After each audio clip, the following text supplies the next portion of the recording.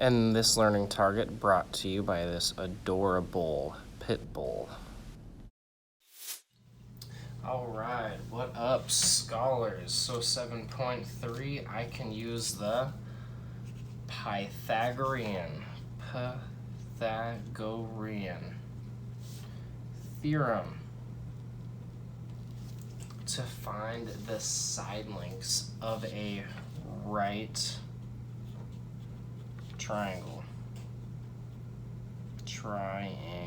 Alright. And this is hashtag Chow Pei Su Chang. Alright, this is the same thing that you've been learning doing the Chow Pei Su Chang worksheets. And here's your dude, Pythagoras, who invented the Pythagorean Theorem. I'll attach another video just for fun telling you a little bit about Pythagoras. But basically, Pythagoras, he figured out that there's a relationship between the squares of the legs of right triangles. So if I'm looking at this picture here, let's pretend we know that B is 3. We know that A is 4. Then we can use Pythagorean theorem to find the last side length. And we should just write this down, by the way. The relationship that Pythagoras found was that the square of A plus the square of B is going to be equal to the square of C. In algebra, what that looks like is A square plus B square equals C square. Alright, so if I'm looking here, I have side lengths of 3 and 4. Well, that means the squares of the legs are 9. 3 times 3 is 9. 4 times 4 is 16. Okay, now what that tells me, Josie cat, stop meowing all over the place. What do you need, Josie cat?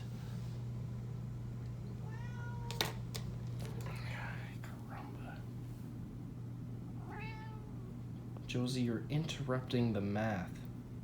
You're interrupting the math, Josie. No, get down. Goodness. Anyways.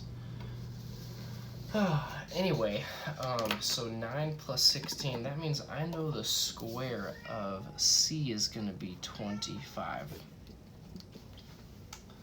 But to find the length of C, I don't want the area of the... Josie, stop it. I don't want the area of the square, I want the length of C, so I need to take the square root. I want the square root of 25. Now, what times itself is 25? 5. 5 times 5 is 25. So then I know that C equals 5. Okay? In algebra, what that would look like is just, I have A is 4, so I'd say 4 square plus B is 3 equals C square. So here's solving this algebraically then, which can be a lot better because I don't want to have to draw this diagram every time. It's super helpful just to use the Pythagorean theorem. 4 squared is 16, 3 squared is 9, 16 plus 9 is 25. And then I want to take the square root of both sides. Square root cancels. I'm left with C, and the square root of 25 is 5. Alright, so there's the algebra. So here's a couple of practice problems, and I'm going to skip the diagram now, and I'm going to go straight to this thing called the Pythagorean theorem, which I'm going to box it and star it as well, actually.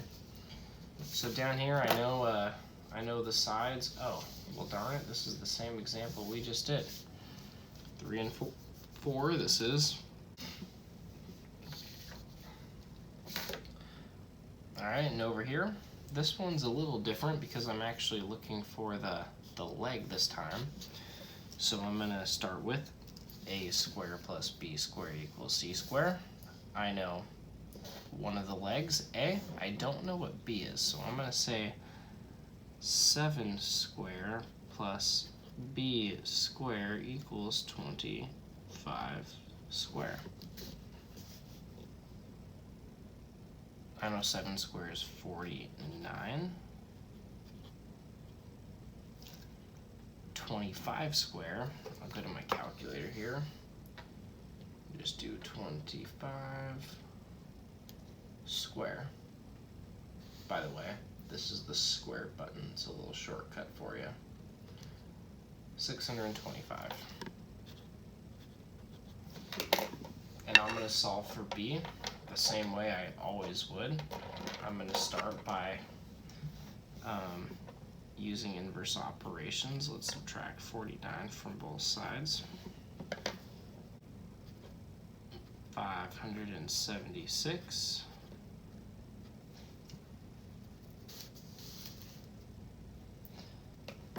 To undo this square, I'm going to take the square root of both sides. The square root and the square cancel. I'm left with b is equal to the square root of 576.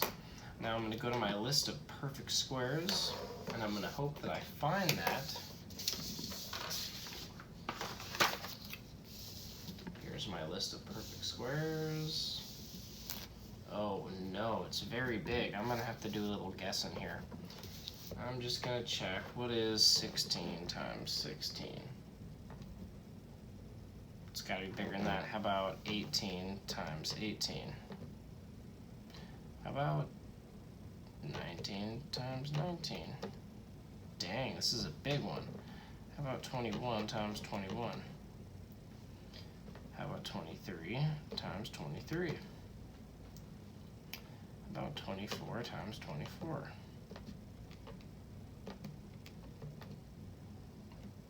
$576, so there it is. So what that tells me is the square root of 576 is 24. So I'm going to say b equals 24. Oh boy, and this is a fun one. Now, this is a good opportunity for you to pause and see if you can figure out what x is without my help. So go ahead and pause and come back to this. Okay, first I need to find this missing length here, and I'm going to use Pythagorean Theorem for that. I have a leg. This missing length is also a leg, and this is a hypotenuse. So a squared plus b squared equals c squared. Well, my a, I'm going to say, is 5. I don't know what the other leg is. I'll leave it b. But c, I know, is 13. Well, 5 squared is 25. 13 squared, that's a pretty big one. I could check my list of perfect squares. 13 squared is 169.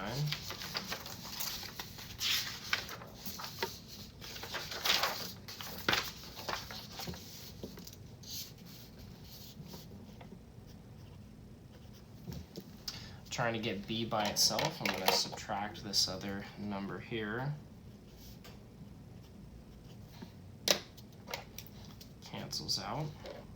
Leaves me with b squared equals 169 minus 25. 169 minus 25. We got 144. Now I want to get rid of this square. In order to do that, I'm going to take the square root of both sides. Square and square root cancel out. Leaves me with b. The square root of 144 is 12. So that gives me this number right there. Now this leg of the small triangle is also a leg of this other right triangle right here. So I can use Pythagorean theorem again. I'm going to go with a squared plus b squared equals c squared. A and b are my legs. My legs are 12 and 35. I'm going to say 12 squared plus 35 squared equals c squared. Now I definitely want a calculator for this kind of problem. I definitely want that. So I'm going to do this in actually one step. I'll show you how that works. I'm going to say 12 square plus 35 square. And I get a very large number, 1,369 equals c squared. Now to get the c by itself, I have to take the square root here. Take the square root. And wow, that's a very big number. I know that my list of perfect squares isn't big enough. So I'm going to have to do some guessing and checking. Let's start with, I don't know, how about 19 times 19?